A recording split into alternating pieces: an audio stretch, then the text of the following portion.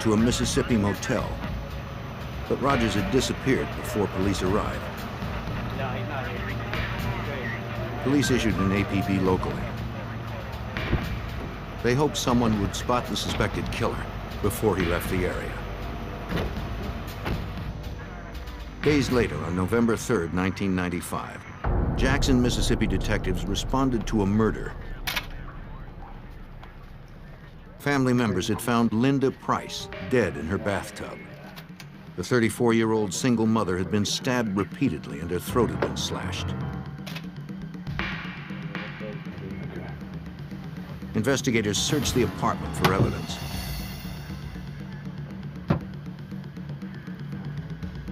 Technicians photographed the scene and lifted numerous latent fingerprints. They found no murder weapon. No valuables seemed to be missing. There was no apparent forced entry, and the killer had locked the door when leaving. The details of the crime scene led Jackson homicide detectives to conclude Linda Price had been killed by someone she knew. In the morning, they interviewed her mother. Perhaps she knew the killer as well.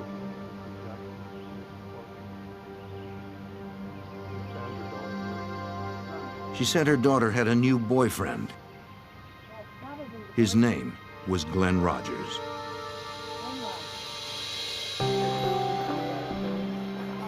A month earlier, on October 3rd, Linda had met Rogers at the Mississippi State Fair where he had been working. He was charming, and Linda fell for him right away. That's pretty close, huh? They soon rented an apartment and moved in together.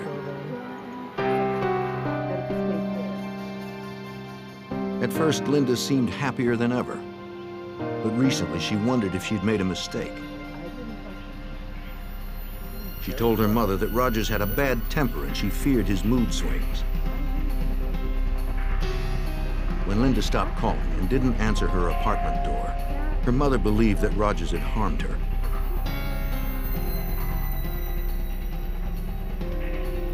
Again, Rogers was nowhere to be found. Jackson detectives believed he had left the area.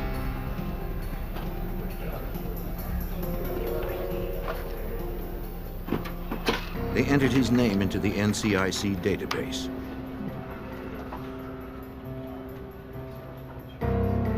Learning Rogers was wanted for murder in California, they contacted Detective Mike Koblenz in Los Angeles. Jackson, Mississippi at that time contacted me, informed me of a murder they had, and they wanted more information on Gleydson Rogers as he was a possible perpetrator in that case. The murders followed a pattern. The victims in California and Mississippi had both been charmed by Rogers. They had been isolated from others, then brutally killed just before Rogers fled the area. The investigators believed that Rogers was on a rampage that probably would not stop until he was found. In our minds, we knew that we had a major problem going on here. We felt if he wasn't apprehended, that there could very well be more victims. Jackson police asked the public to call if anyone saw Rogers in the area. Witnesses reported sightings, but Rogers stayed one step ahead of authorities. The detectives contacted the FBI field office in Jackson. Hey, got together these pictures from the crime scene. I think you're gonna find. They believed Rogers had left the state like he did after the California killing. Agents filed a federal warrant for unlawful flight to avoid prosecution. Perhaps federal resources could help stop the killer. FBI Special Agent John Huber helped coordinate the multi-state investigation. This case was very high speed, very fast. The murder he committed in Jackson was on November 3rd, it was Linda Price. Subsequent to that, he committed another murder on November 6th. On that date, police in Tampa, Florida responded to a murder scene at a local motel room that had been rented by Gleydson Rogers.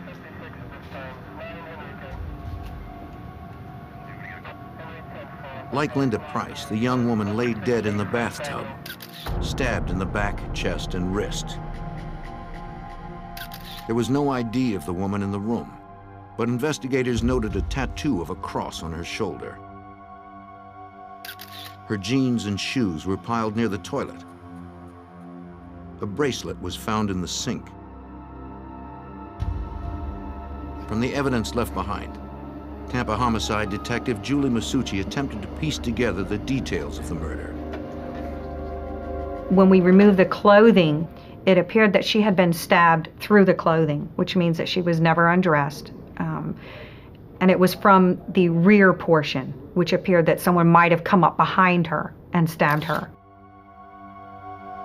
The shoes had blood spots on the top, indicating she had them on and was standing when she was attacked. Under her body was a man's watch.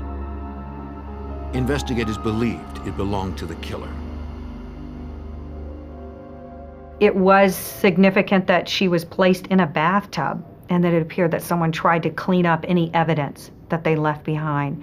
We had found towels to indicate someone had wiped up blood off of a floor.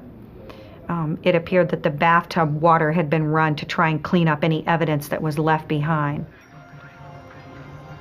The detective interviewed the housekeeper who discovered the body. That morning, she had been making her daily rounds just after checkout time.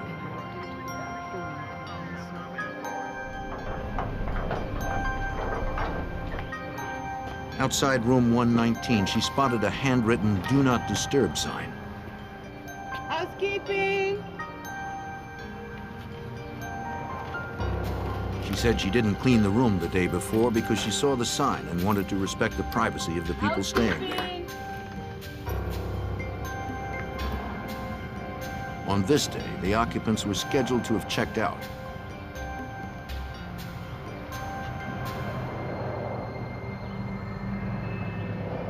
When she entered the bathroom, she made the gruesome discovery.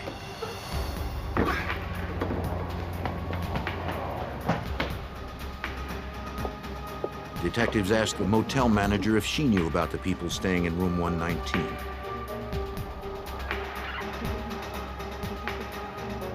She recalled the man who rented the room because he requested a "Do Not Disturb" sign the day before.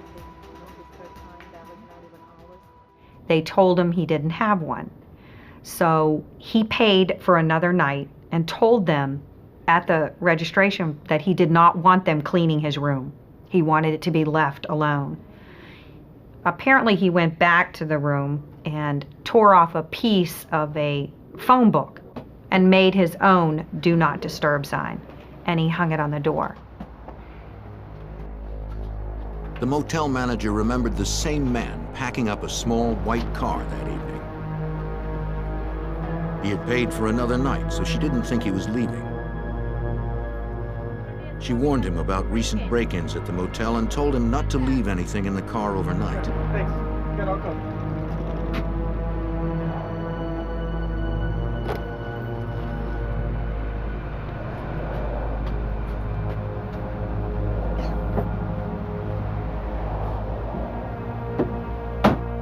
The detectives checked the office records, finding the registration card for room 119.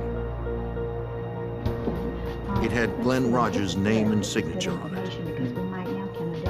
Technicians would later recover prints matching Rogers from the card. Detective Masucci ran a computer check and saw the California and Mississippi murder warrants. She contacted the other agencies and the FBI. Then we started to realize very quickly into the investigation that there was a possibility that this man, Mr. Gleydson Rogers, was a serial killer. The investigators knew who the killer was, but Tampa detectives still had not identified the female victim. She remained at the morgue as Jane Doe. If they could identify her, it might help them find the man who had killed her and at least 2 others. In the fall of 1995, after linking murders in California, Mississippi, and Florida to one man, the FBI and local detectives searched for accused serial killer Gleydson Rogers. The latest victim had been found in a Tampa motel room. She was still unidentified. Responding to media coverage, a woman whose daughter had been missing for 2 days came forward.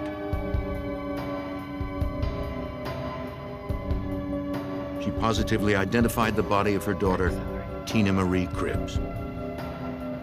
Tina had 2 children of her own. Tina's mother told Detective Julie Masucci about her daughter's last day. We learned that Tina had worked and that she went to the Showtime bar, which is in Gibsonton, and she met some friends there. She was supposed to meet her mother there. Apparently it's like a family bar where a lot of people go, and there's televisions in there, and they just go and gather and talk. Detectives visited the Showtime bar. The bartender said she knew Tina and her mother. She confirmed that Tina had been in the bar on November 5th. The bartender also remembered that a man named Glenn was there the same night. How you nice ladies doing? He talked with Tina and the Let me others. do it for you, let the good times roll. You want bartender? He bought a round of drinks with a $100 bill. The bartender said the man was very friendly and won Tina over quickly. She started talking to a gentleman that was... Eventually, he asked Tina for a ride home. He said his motel room was close and promised Tina would be back in time to meet her mother. Everything's taken care of, right? All right, great, thanks. Tina finally agreed and told the others she'd be right back. When the mother came to the Showtime bar, she sat there and waited, and her daughter didn't show up. So she said she started beeping her to find out where she was. And she said that she had such a close-knit relationship with her daughter that she immediately knew something was wrong when she didn't answer her pages. Detective Masucci also learned that Tina owned a white Ford Festiva, the same kind of car the Tampa motel manager had seen Rogers packing with suitcases. She updated the NCIC report on Rogers, adding the Festiva and its license plate number to the fugitive's information.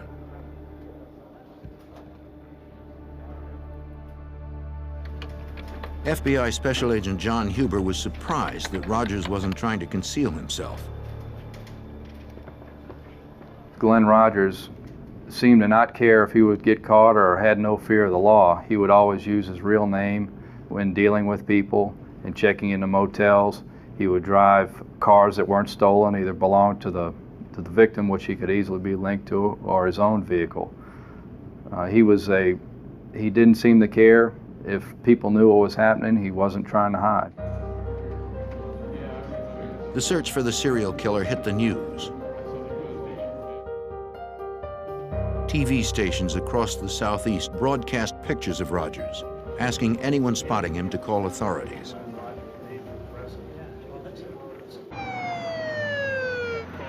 Hundreds of leads poured into the FBI. One promising tip came from a Jackson, Mississippi motel. 2 separate callers claimed to have seen Rogers there. Rogers had been in Jackson previously and was known to frequent small motels. We set up a perimeter around the hotel, and then we had an entry team go up to the door. Police, come to the door! Come to the door with your hands up! Come to the door! Hands where we can see them! Get your hands in the wall! In the wall! In the wall! Agents were cautious until they could identify the man. Put that in the wall! Where is it? In the wall.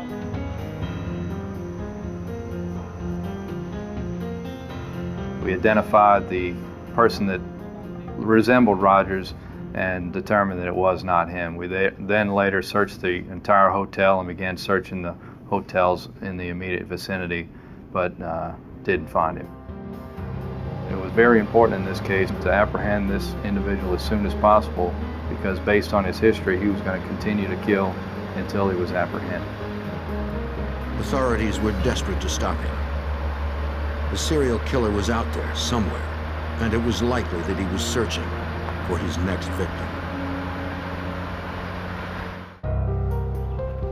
In the fall of 1995, suspected serial killer Gleydson Rogers had been last seen in Florida.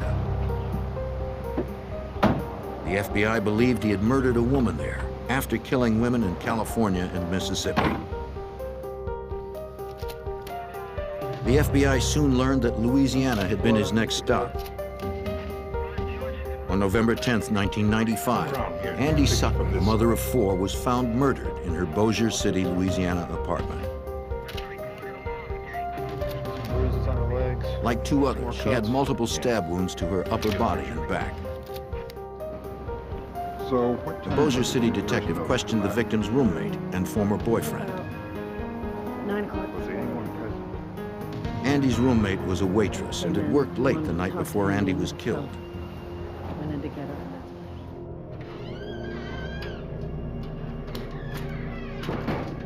When she returned home in the early morning hours, she heard the bedroom door close. She assumed it was Andy and her new boyfriend, Gleydson Rogers, in the apartment's 1-bedroom. Blankets had been left on the couch, and so she slept there.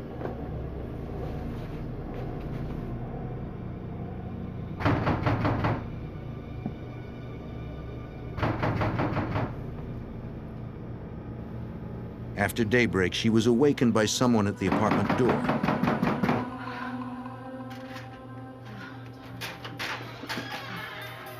Would you tell Andy I'm here? It was Andy's ex-boyfriend. No, I'm sorry. I'm here now. I'd like to see Andy. He wanted to talk to Andy. I don't care. I'd still like to see him. Stay there. Andy? Andy? In the room, she found Andy's body under the sheet. She told detectives Andy had met Gleydson Rogers in a bar. They had been dating for only a few days. Neighbors had seen Rogers leave in a white Festiva. Bossier City detectives ran Rogers' name through the NCIC and saw the 3 other murder warrants. They contacted the other police agencies and the FBI. Hey, detective. Here's that facial record. Los Angeles faxed a photo of Rogers to be used in the local investigation.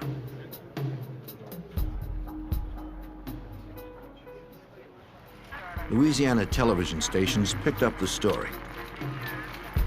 Viewers were asked to be on the lookout for Rogers, but they were warned not to approach the deadly fugitive.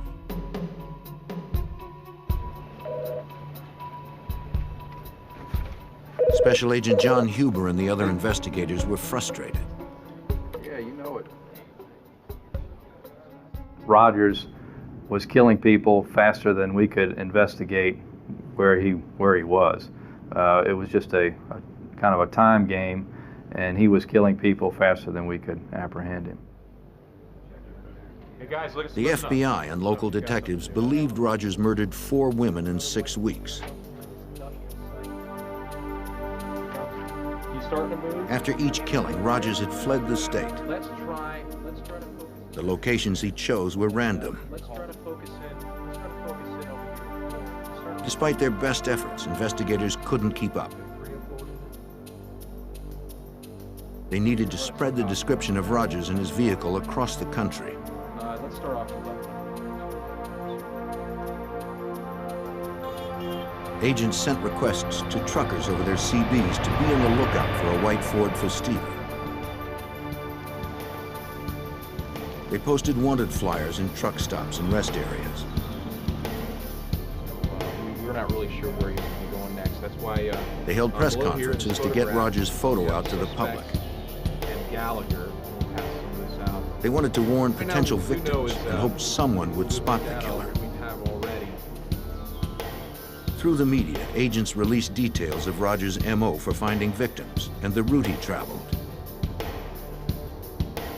Gallagher was viciously raped and murdered. The FBI began the process of adding Rogers to their 10 most wanted list. 1996. At the rear of a convalescent. Getting someone on the 10 most wanted list increases the amount of resources that the Bureau puts into a case. It also increases the amount of media attention that's also worked into a case. The tips began to increase. One caller claimed Glenn Rogers was at a pool hall in Mississippi. 2 agents responded.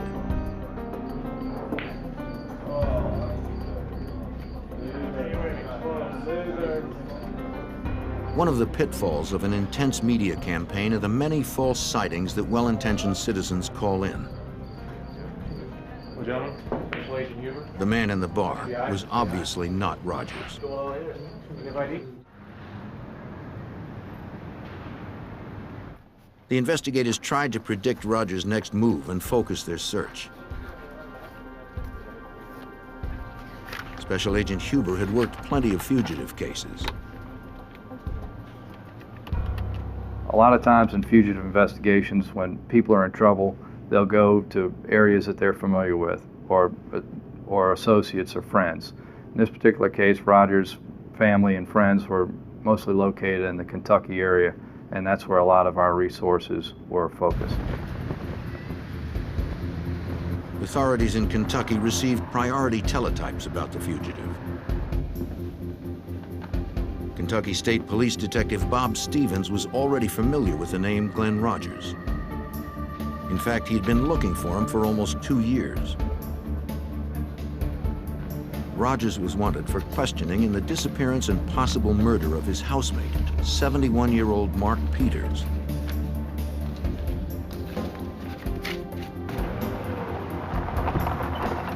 Almost 2 years before Glenn Rogers' cross-country crime spree began, his brother had called the Kentucky State Police. Yeah, glad you're here.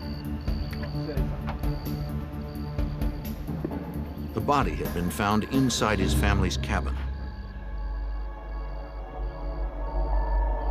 No, I have not. Police believed it was Mark Peters. Peters had last been seen with Rogers.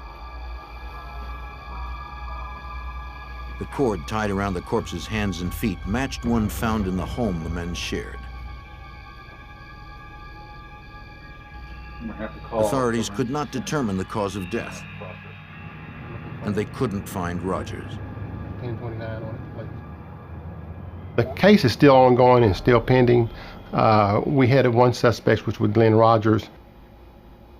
We weren't able to track Rogers real well due to the fact that he traveled by Greyhound bus, by tractor trailer, cars. It was hard for us to track him. So we had a hard time trying to know where his next step was. Still, the investigative focus in Kentucky paid off.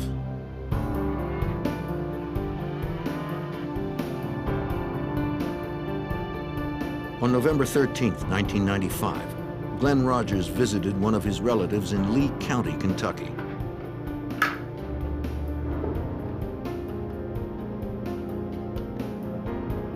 When he left, she called the Kentucky State Police. Hi, I think you were looking for my nephew.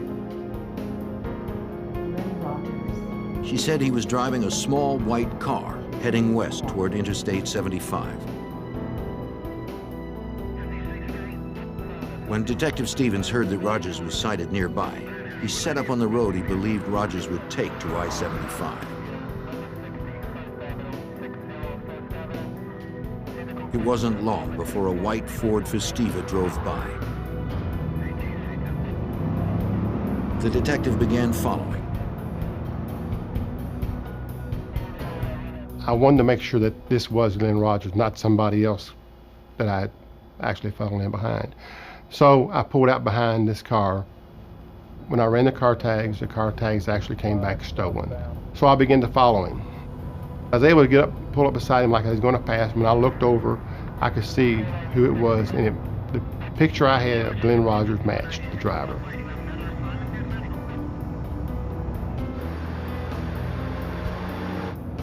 The detective requested backup. A local police officer was parked nearby. He joined the slow pursuit.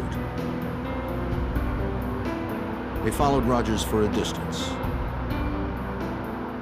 I think he was kind of watching me, and I was watching him. And I think by then he must have pretty much figured out that he had a police officer behind him. So we pulled up to a stoplight, and he ran the stoplight and pretty much ran some people off the road as he was going through the stoplight. I fell in behind him at that time and activated my emergency equipment.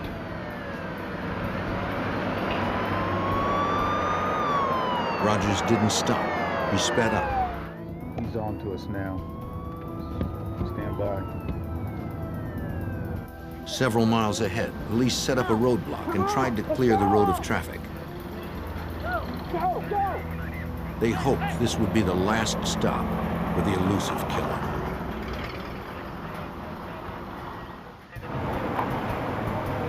On November 13th, 1995, Kentucky State Police set up a roadblock in an effort to apprehend suspected serial killer Gleydson Rogers. Armed officers waited at the roadblock. Shoot his tires! Shoot his tires! They fired at his tires, but they didn't stop the killer. Detective Bob Stevens was close behind.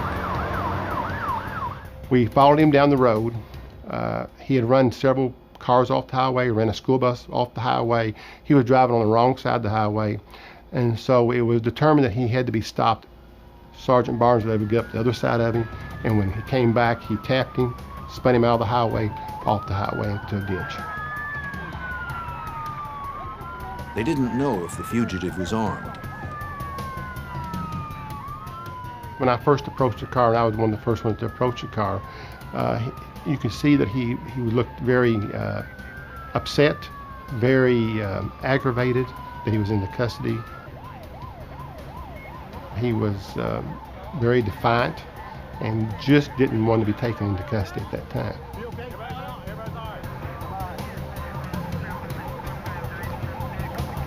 After a 2-month killing spree that spanned the country and left 4 women dead, Gleydson Rogers was finally in custody.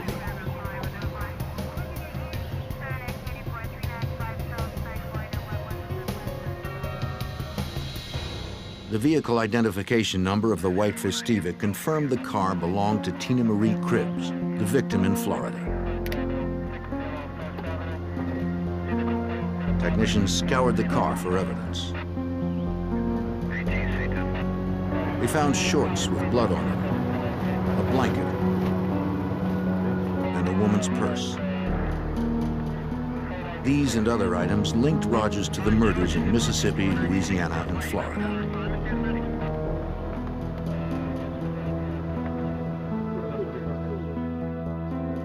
Tell me a little bit about what you guys have. The FBI served as the clearinghouse for the evidence. FBI agents and detectives from 5 states met in Kentucky to outline the case.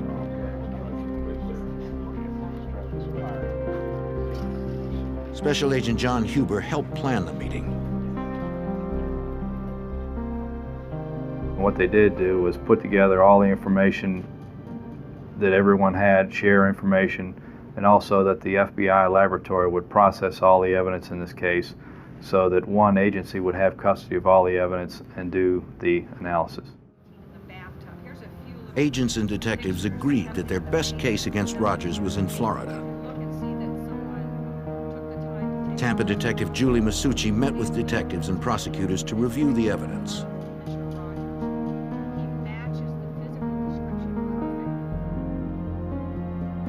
They believe the watch found in the tub with the victim belonged to Rogers. A photograph of Rogers with Mississippi victim Linda Price revealed he wore that type of watch. Detective Masucci was confident in her case due to the physical evidence implicating Rogers. We had Tina Cribbs' car that he was apprehended in.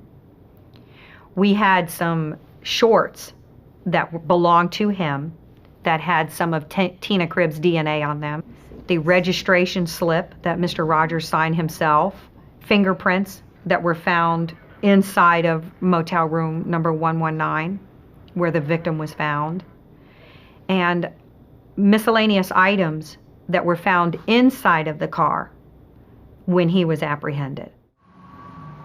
On July 11th, 1997, almost 2 years after the murder of Tina Marie Cribbs in a Tampa motel room, Glenn Rogers was convicted of first-degree murder and later sentenced to death in Florida.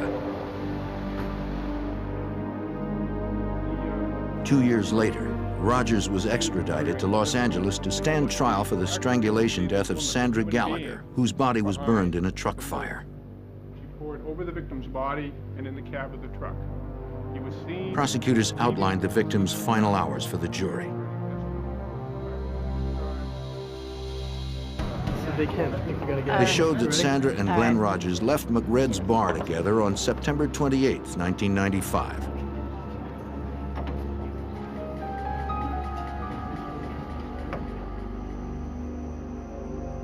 At some point, there was a struggle, perhaps as Rogers made an unwanted sexual advance.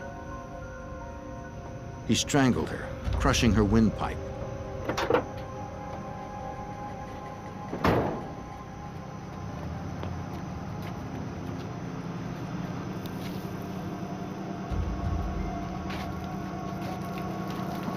Attempting to destroy evidence, Rogers doused Sandra's body in the truck with gasoline and set it ablaze. Then he ran.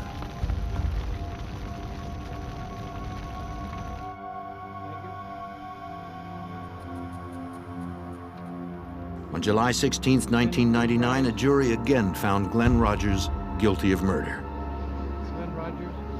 He was sentenced to a second death penalty in the state of California.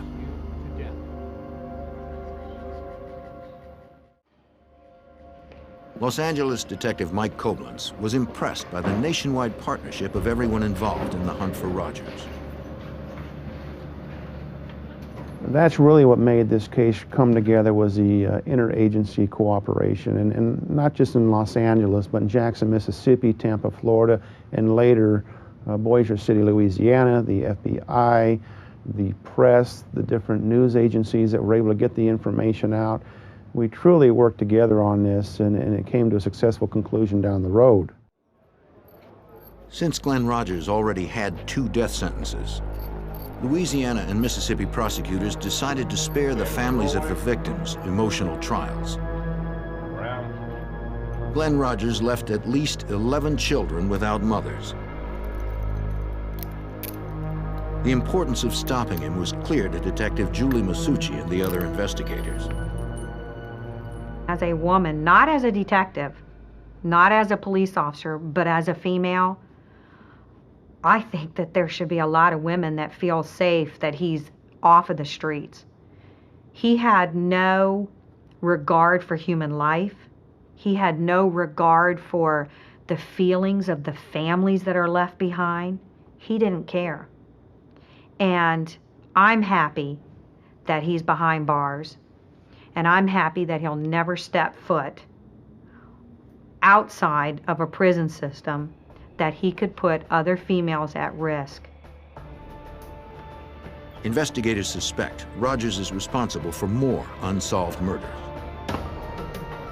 He told family members during his rampage that he had killed dozens.